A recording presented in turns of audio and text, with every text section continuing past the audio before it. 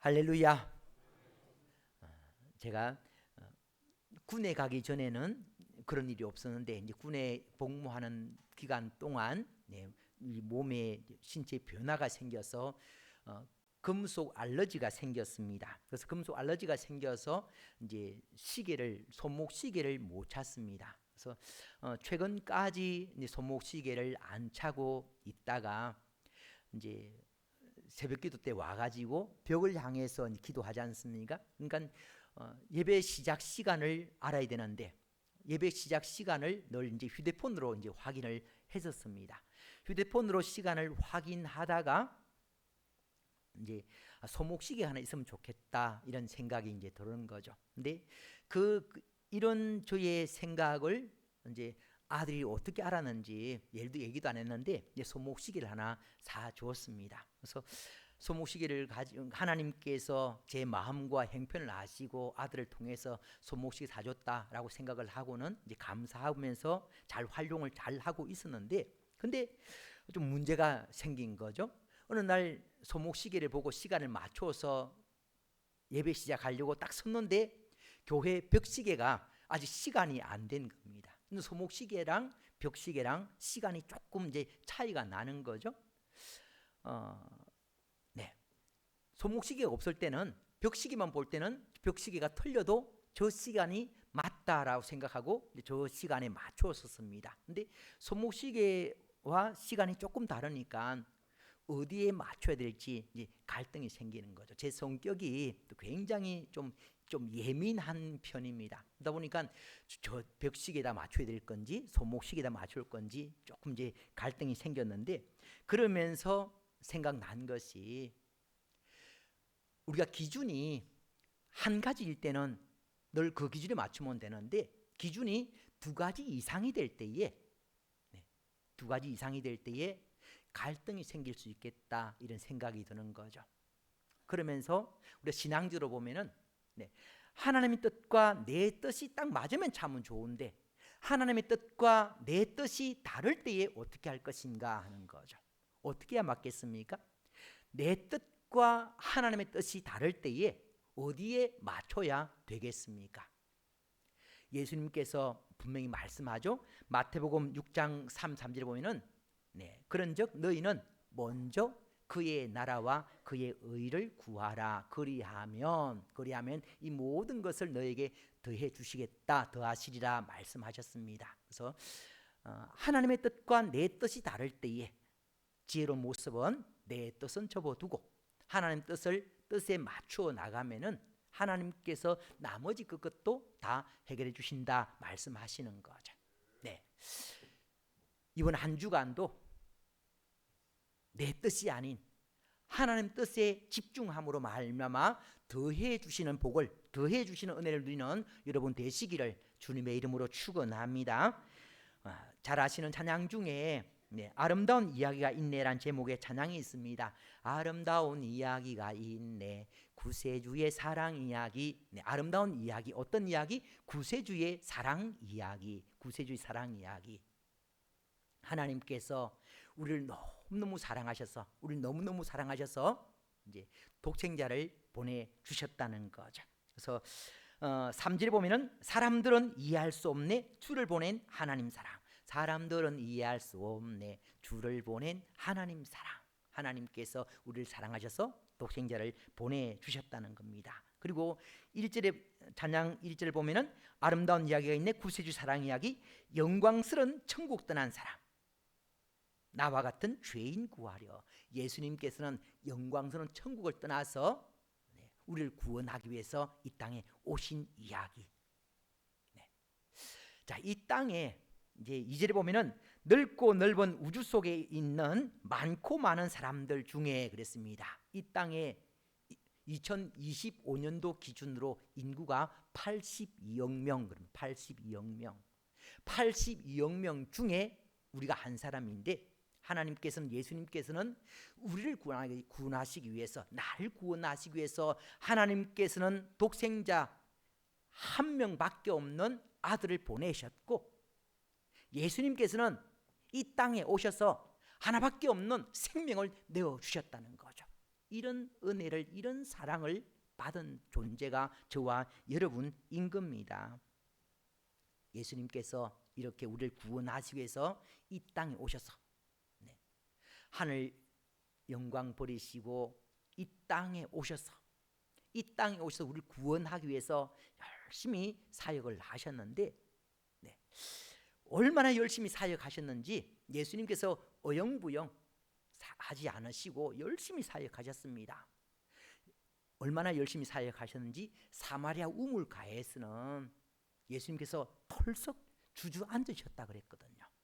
너무 힘들어서 털썩 주저앉으셨고, 배를 타고 바다를 건널 때에 그 풍랑이는 바다, 파도가 막 요동을 치는 그 바다에 조그만한 배, 하늘로 갔다가 땅으로 툭 던지지는 이런 엄청난 요동치는 그 바다 위에 작은 배에서 고물에서 주무셨다 그랬습니다. 절대로 잠잘 수 있는 환경이 아닌데 그런 상황 가운데 잠이 들 정도로 열심히 사역을 하셨다는 거죠. 그렇게 사역하셔서 구원받은 존재가 저와 여러분인 겁니다. 그렇게 사역하시다가 십자가에 못 박혀 죽으셨지 않습니까? 그리고 예수님께서 사흘 만에, 그런데 사흘 만이 아니고 세 번째 날에 라틴으로 테르치아티에 세 번째 날에 예수님께서 부활하셨습니다. 부활하신 후에 또 성천하시면서 약속해 주신 거죠. 우리를 천국으로 데려가시기 위해서 반드시 다시 오시겠다. 우리 그리스도인은 바로 그 약속 믿고 사는 사람들입니다. 다시 오시겠다는 예수님 약속 믿고 사는 사람들이 바로 저와 여러분인 거죠. 우리는 그 약속 믿고 다시 오실 예수님을 기다리고 있는데요. 평소에도 기다리고 있습니다만은 또 일정한 기간을 정해서 더 간절하게 기다리는 기간이 바로 대림절인 겁니다. 예수님의 생신잔치를 준비하면서 성탄절 전 4주간이 대림절인 거죠. 대림절. 다시 오실 예수님을 간절하게 기다리는 기간인 겁니다. 자, 오늘은 대림절 첫 번째 주일, 오늘부터 이제 교회력으로 새해가 시작이 됩니다. 이제 대림절 첫 번째 주일을 맞이해서 다시 오실 예수님을 우리가 어떻게 기다릴 것인가 말씀을 통해서 확인해 보겠습니다. 예수님께서 처음에 오셨을 때에 그 시대적 상황이 배경이 어땠는가 하면은 오늘 본문 1장 5절 말씀입니다. 같이 읽습니다. 시작. 유대 왕 헤롯 때에 아비야 반열에 제사장 한 사람이 있었으니 이름은 사가랴요, 그의 아내는 아론의 자손이니 이름은 엘리사벳이라. 아멘. 자, 유대 왕 헤롯 때에, 헤롯이 이스라엘의 분봉왕으로서 유대를 다스리고 있을 때에 헤롯이 어떤 사람인가 하면은 굉장히 잔인한 사람이었습니다. 돈 좋아하고요, 다른 사람 말 들을 줄 모르고 욕심 많고, 이런 헤롯이 나라를 다스렸다 한번 생각 한번 해보십시오. 이런 사람이 나라를 다스리고 있기 때문에 그 시대는 소망이 없는 거죠. 인간적으로 소망을 가질 수 없는 그런 시대입니다. 이런 인간적으로 소망을 가질 수 없는 이 시대에 세상이 아닌 하나님께 소망을 두고 살아가는 사람들이 있었는데, 하나님께서 메시아를 보내주시겠다는 그 약속의 말씀 붙들고 살아가는 사람들이 있었는데, 그 사람 중에 한 사람이 사가랴였다는 거예요. 사가랴가 어떤 사람인가 하면은 누가복음 1장 5절 중간에 보면은 아비야 반열에 제사장 한 사람이 있었으니 아비야 반열의 제사장이었다라고 말씀하고 있습니다. 누가복음 1장 8절 말씀 보겠습니다. 누가복음 1장 8절 같이 읽습니다. 시작. 마침 사가랴가 그 반열의 차례대로 하나님 앞에서 제사장의 직무를 행할세. 아멘. 마침 사가랴가 그 반열의 차례대로, 이스라엘은요 제사장들이 24반열이 있습니다. 역대상 24장에 기록이 되어 있는데 첫 번째 반열 1반열은 여호야립 반열, 2반열은 여다야 반열, 3반열은 하림 반열, 아비야 반열은 8반열, 8반열에 속한 제사장이었다 말씀하고 있는 겁니다. 24반열의 이제 제사장들이 이제 성전에 가서 봉사를 하는데, 성전을 섬기는데, 일을 하는데 일주일씩 일을 하는, 돌아가면서 일주일씩, 그러니까 1년에 이제 2주 정도 일을 하게 되는 겁니다. 평소에는 각 지파에 흩어져 있다가 때가 되면은 성전에 가서 성전에서 일을 하게 되는 거죠. 근데 성전 안에서는 일이 제한되어 있는 겁니다. 우리 교회에도 할 일이 딱 제한되어 있지 않습니까? 근데 마찬가지로 성전에서도 할 일은 제한되어 있고, 근데 제사장의 숫자는 엄청나게 많은 거죠. 많은 숫자가 일을 하다 보니까 일이 제한되어 있으니까 일을 하는 사람도 있고 일을 못하는 사람도 생길 수밖에 없게 되는 겁니다. 비유가 좀 그렇습니다만은 이해하시고 들으십시오. 제가 이제 안동에서 시골 교회에 전사로 있을 때에 이제 진학을 하기 위해서, 등록금 마련하기 위해서 이제 근로자 대기소에 갔던 적이 있습니다. 근로자 대기소에 가서 이제 인력시장 가서 이렇게 일을 두 달 정도 일을 했었는데, 근데 그때에 알았던 것이 근로자 대기소에 일을 하고 싶은 사람들이 많이 온다는 거죠. 많이 오는데 일을 나가는 사람은 그 중에 아주 일부, 나머지는 일 못하고 집으로 돌아가는 거죠. 자, 성전에 많은 제사장이 일하기 위해 왔습니다. 일은 제한되어 있으니까 일을 할 수가 없는 거죠. 일을 못하면은 이제 다른 일을 제사장들이 하는 일이 아닌 일반 레위인들이 하는 일을 할 수밖에 없는 그런 상황이 되는 겁니다. 근로자 대기소에는 사람들이 많이 모였을 때에 일손이 필요한 사람들이 자기 일에 맞는 사람들을 뽑아서 데려갑니다. 근데 성전에 모인 사람들은 먼저 온 순도 아니고 어떻게 일을 맡게 되었는가 하면은 제비뽑기를 하는 거예요. 제비뽑기를. 그래서 먼저 해야 할 일부터 제비를 뽑는 겁니다. 그래서 첫 번째는 번제단에 제를 막 끌고 모으는 일.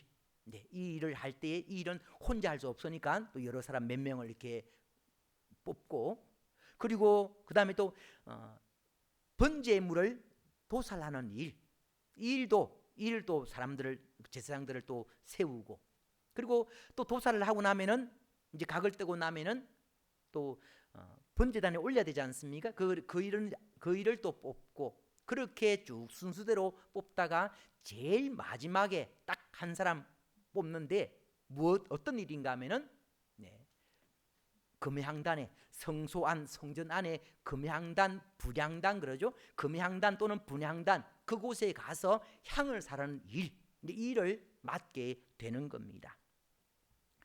누가복음 1장 9절에 보면은 제사장의 전례를 따라 제비를 뽑아 주의 성전에 들어가 분향하고, 사가랴가 마침 이때에 성전에서 분향하는 일을 맡게 되었다는 겁니다. 그 일을 맡게 되었다. 이 일은 굉장히 영광스러운 일인 겁니다. 아무나 할 수 있는 일이 아니고요. 이런 영광스러운 일을 맡게 되었다는 것, 하나님께서 큰 은혜를 베풀어 주신 거죠. 어떤 제사장들은 일도 못하고 그냥 제사장들이 하는 일이 아닌 레위인들이 하는 일을 할 수밖에 없는 그런 때에 이 사가랴는 영광스러운, 제사장이 하는 일 중에서도 가장 영광스러운 일을 맡게 되었다는 것은 하나님의 큰 은혜인 거죠. 어떻게 해서 사가랴가 이런 귀한 일을 맡게 되었는가 하면은 하나님께 기도하면서 잘 기다렸기 때문에, 기도하면서 잘 기다렸기 때문에 이 일을 맡게 되었다는 거죠. 이 일이 평소에도 주어진 일이 아니고, 제사장 직무를 감당할 나이가 정해져 있습니다. 30세에서 50세. 그러니까 오늘 말씀을 쭉 보면은 이제 제사장 이 스가랴가 한 50세쯤 되었다라고 생각해 볼 수가 있는 거죠. 네. 제사장 입장에서는 나이가 많은 이제 그런 상황입니다. 평소에 성전에 올라와도 1년에 2번씩 올라와도 제대로 된 일을 못했는데 이제 그래도 끝까지 포기하지 않고 인내하면서 올라왔더니 이제 이 마지막에 영광스러운 일을 맡게 되었다는 겁니다. 성경에 보면은 베데스다 목가의 38년의 병자도 마찬가지 않습니까? 끝까지 잘 인내하면서 기다렸더니 병 고침 받는 은혜를 누리게 되었거든요. 그래서 교회 일은 교회에서 하나님께 귀하게 아름답게 쓰임 받은 사람들의 공통점이 무엇인가 하면은 잘 참고 기다렸다는 거죠. 잘 참고 기다릴 때에 하나님께 귀하게 쓰임 받을 수 있다는 것 꼭 기억하시고요. 스가랴 제사장이 하나님께 귀하게 쓰임 받기 위해서 잘 참고 인내했더니 제사장이 하는 일 중에서도 가장 중요한 일에 쓰임 받았고요. 또 하나 스가랴는 간절한 기다림이 있었습니다. 그 기다림은 어떤 기다림인가 하면은 자식에 대한 기다림. 누가복음 1장 7절 말씀 보겠습니다. 같이 읽습니다. 시작. 엘리사벳이 잉태를 못함으로 그들에게 자식이 없고 두 사람의 나이가 많더라. 아멘. 자, 그들에게 자식이 없고 스가랴와 엘리사벳이 몇 살 때에 결혼했는지는 모르겠지만 어쨌든 제사장직을 은퇴할 때가 되었는데 그때까지 자식이 없었다 말씀하고 있습니다. 그러니까 평소에도 이제 엘리사벳이 자식을 못 낳는 사람이라는 것을 스가랴도 알고 있은 거죠. 엘리사벳도 알고 있고 스가랴도 알고 있고 자식을 못 낳는 사람이라는 것을 알고 있었지만 그럼에도 불구하고 스가랴와 엘리사벳은 포기하지 않고 하나님께 기도했다는 거죠. 누가복음 1장 13절 말씀입니다.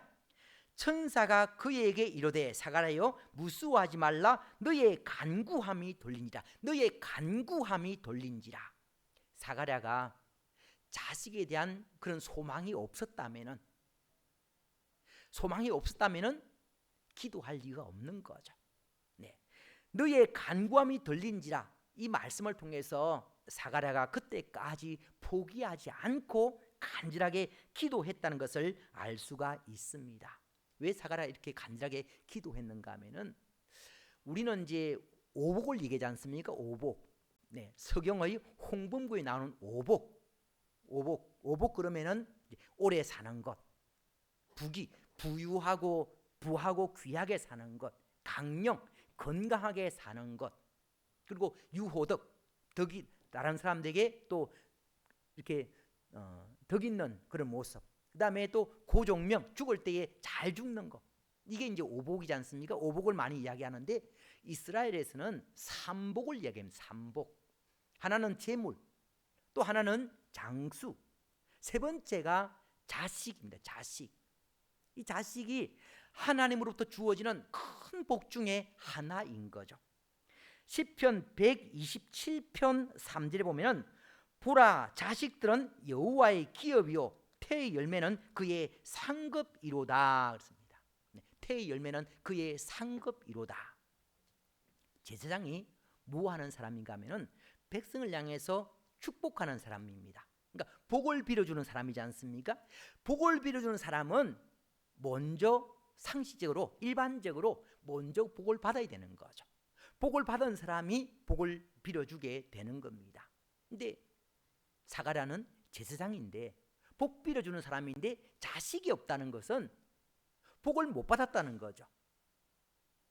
분명 스가랴와 엘리사벳이 신실한 사람인데 하나님을 잘 섬기는 사람인데 복을 받지 못했다는 것은 일반적으로 생각할 때에 스가랴와 엘리사벳이 뭔가 하나님께 죄를 지었기 때문에 복을 받지 못해서 자식을 낳지 못했다라고 생각을 하는 거죠.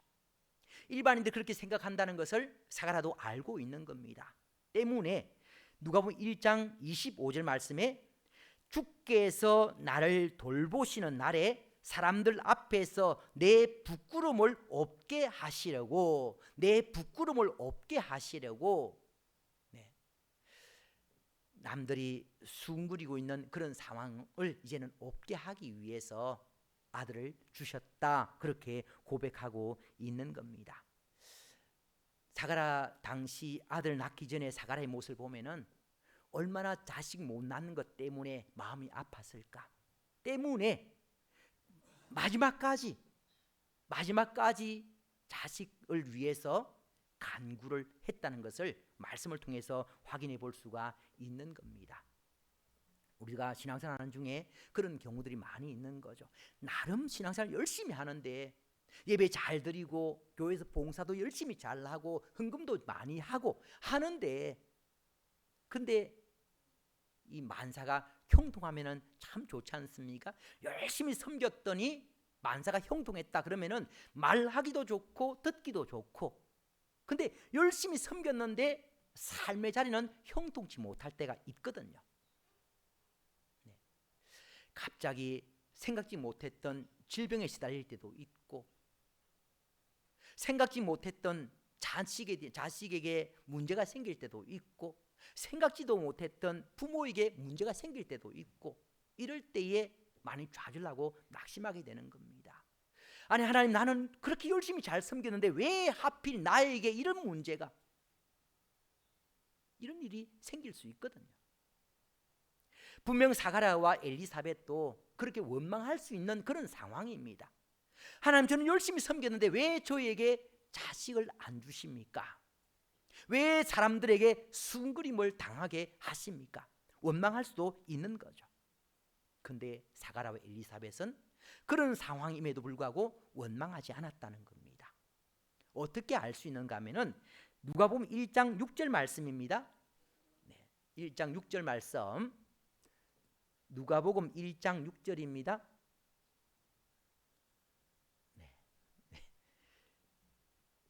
누가복음 1장 6절. 자, 이 두 사람이 하나님 앞에 의인이니 주의 모든 계명과 규례대로 흠이 없이 행하더라. 네.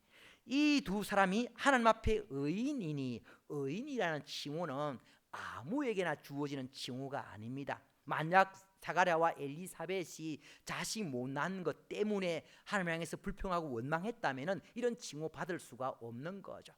하나님께서 아무에게나 의인 안 그럽니다. 특별한 사람들에게 의인이란 칭호를 주시거든요. 네. 사가랴 엘리사벳이 자식을 못 낳는 그런 상황 가운데서도 하나님을 향해 원망하거나 불평하지 않고 주의 모든 계명과 규례대로 하나님 말씀대로 그렇게 신실한 모습으로 살았다는 거죠. 때문에 그러니까 하나님께서 인정하시고 의인이라는 그런 아름다운 칭호를 그렇게 허락해 주신 겁니다. 사가랴와 엘리사벳이 의인으로 하나님을 향해서 원망하고 불평할 수밖에 없는 그런 상황 가운데서도 원망하지 않고 불평하지 않고 말씀 붙들고 살 수 있던 그 비결이 무엇인가 하면은 누가복음 1장 13절 말씀입니다. 누가복음 1장 13절 말씀, 천사가 그에게 이르되 사가랴여 무수하지 말라, 너의 간구함이 들린지라 내 아내 엘리사벳이 내게 아들을 낳아 주리니 그 이름을 요한이라 하라. 이 말씀 가운데 너의 간구함이 들린지라, 기도하는 삶을 살았기 때문에 원망할 수밖에 없는, 불평할 수밖에 없는 상황 가운데서 원망하거나 불평하지 않고 약속의 말씀 붙들고 믿음으로 살 수 있었다 말씀하고 있는 겁니다. 우리 산후라면은 우리 주변에 그런 분들 많이 있죠. 생긴 문제 때문에 힘들어하다가 결국은 시험 드는 사람. 어떤 사람은 주어진 문제 때문에 시험들만도 한데 그 문제를 잘 극복하는 사람. 그 차이점이 어디에 있는가 하면은 기도에 있다는 거죠. 기도하는 사람은 주어진 문제를 잘 극복해 내지만, 기도하지 않는 사람들은 주어진 문제 때문에 시험 들어서 낙심하게 되는 거죠. 기도가 너무너무 중요한 겁니다. 사가랴와 엘리사벳은 간절하게 기도하는 사람이었기 때문에 주어진 문제를 잘 이겨낼 수가 있었다는 거죠. 기도하는 게 중요하기 때문에 예수님께서 데살로니가전서 5장 17절 말씀에 쉬지 말고 기도하라 말씀하셨고요. 골로새서 4장 2절에도 기도를 계속하고 기도에 감사함으로 깨어 있으라. 기도를 계속하고 기도에 감사함으로 깨어 있으라 그랬습니다. 네. 그래서 다시 오실 예수님을 기다리면서 우리에게 꼭 필요한 것 중에 하나가 기도하는 것이라는 거죠. 기도하는 것. 엘리사벳이 불평할 수밖에 없는, 원망할 수밖에 없는 환경 가운데서도 기도하면서 불평하지 않고 원망하지 않고 오히려 말씀에 순종하는 삶을 살려고 애를 썼더니 하나님께서 이런 사가랴와 엘리사벳에게 복을 주시는데 어떤 복을 주셨는가 하면은 좀 전에 말씀드린 것처럼 성전에서 분향하는 복을 주셨다는 거죠. 이 일은 제사장 평생에 한 번만 행해도 은퇴 후에도 영원히 존경받는 영광스러운 일입니다. 그래서 하나님께서 사가랴 엘리사벳에게 이런 영광스러운 일을 허락해 주신 거죠. 뿐만 아니라 사가랴 엘리사벳에게 자식을 선물 주셨지 않습니까? 그냥 일반 자식이 아니라 세례 요한을. 누가복음 1장 1절에 보면은 주의 사자가 그에게 나타나 향단 우편에 선지라 그랬습니다. 이 사가랴가 성전에 들어가서 분향하려고 하는데 그때 마침 주의 사자가 천사가 나타나서 향단 우편에 서 있었다 그랬습니다. 그러니까 얼마나 놀랐겠습니까? 깜짝 놀라는데 1장 13절 말씀에 사가랴여 무수하지 말라 너의 간구함이 들린지라. 천사가 사가랴에게 무수하지 말라 이제 너의 간구함이 들렸다라고 들렸다. 네 아내 엘리사벳이 네게 아들을 낳아 주리니 그의 이름을 요한이라라. 이제 요한이라는 한 아들을 낳게 될 것인데 그 아들 이름을 요한이라 해라 그렇게 말씀을 하신 거죠. 요한 뜻이 무엇인가 하면은 하나님의 은혜. 은혜는 값없이 주어지는 선물입니다. 그래서 사가랴와 엘리사벳에게 요한이라는 귀한 아들을 선물로 주셨고 그렇게 주어진 선물은 크든 작든 받는 사람으로 하여금 기쁘게 합니다. 기분 좋게 만들거든요. 그래서 누가복음 1장 14절에 보면은 너도 기뻐하고 즐거워할 것이요 많은 사람도 그의 태어남을 기뻐하리라 그랬습니다. 요한의 태어남을 통해서 사가랴와 엘리사벳도 기뻐하게 될 것이고 사가랴와 엘리사벳을 넘어서 많은 사람들이 요한의 태어남을 기뻐하게 될 것이다 말씀하셨습니다. 이런 큰 복을 하나님께서 사가랴에게 허락을 해 주신 거죠. 이렇게 태어난 요한이 앞으로 하게 될 일이 무엇인가 하면은 누가복음 1장 15절 16절입니다. 이는 그가 주 앞에 큰 자가 되며 포도주나 독한 술을 마시지 아니하며 모태로부터 성령의 충만함을 받아 이스라엘 자손을 곧 그들의 하나님께로 많이 돌아오게 하겠습니다. 주 앞에 큰 자가 되며 하나님으로부터 인정받는 큰 자가 될 것이다 말씀하시는 거죠. 위대하게 쓰임받게 될 것이라는 겁니다. 그래서 예수님께서 이 세례 요한을 가르쳐서 여자가 낳은 자 중에 가장 큰 자 그랬지 않습니까? 그렇게 위대한 아들을 하나님께서 사가랴에게 허락해 주시겠다라고 말씀을 하시는 겁니다. 그래서 이 요한이 많은 사람들을 주께로 돌아오게 하는 그 일에 쓰임받게 될 것이다 말씀하시는 거죠. 그 일을 함에 있어 사람의 힘이 아닌 누가복음 1장 17절에 보면은 그가 또 엘리야의 심령과 능력으로 이 일을 감당하게 될 것이다 라고 말씀하고 있는 겁니다. 성경에서 구약 성경 가운데서 가장 능력 있는 선지자 중에 한 사람이 엘리야 선지자거든요. 하나님께서 세례 요한을 그렇게 엘리야의 능력으로 많은 사람들 주께로 돌아오는 일에 귀하게 아름답게 쓰임받게 해주시겠다라고 말씀하시는 거죠. 이런 아들을 둔 부모 굉장히 영광스럽지 않습니까? 그렇게 영광스럽게 해 주시겠다 말씀하시는 겁니다. 사가라와 엘리사벳이 어떻게 해서 이런 큰 복을 받게 되었는가 하면은 불평할 수밖에 없는, 원망할 수밖에 없는 그런 환경 가운데서도 약속의 말씀 붙들고 불평하거나 원망하지 않고 말씀대로 살려고 애를 썼던 그 모습 때문에 하나님께서 이런 큰 복을 허락해 주셨다는 거죠. 내일 첫 번째 주일을 보내면서 우리에게 주신 말씀, 우리의 주어진 환경이 때로는 불평할 수밖에 없는, 원망할 수밖에 없는 그런 상황일 수 있습니다.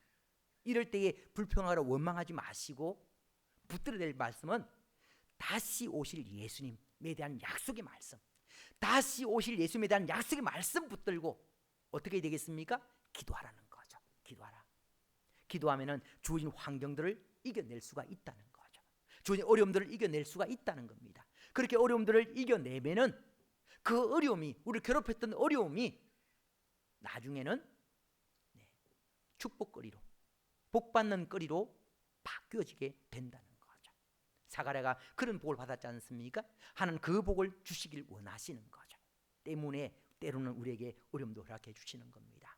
주어진 어려움 때문에 좌절하는 낙심하지 마시고 기도함으로 잘 극복하시고 극복을 통해서 하나님 예비하신 큰 복을 받은 뒤는 여러분 되시기를 주님의 이름으로 축원합니다. 기도드리겠습니다. 하나님 아버지, 오늘도 귀한 말씀을 통해서 우리에게 교훈 주심을 감사드립니다.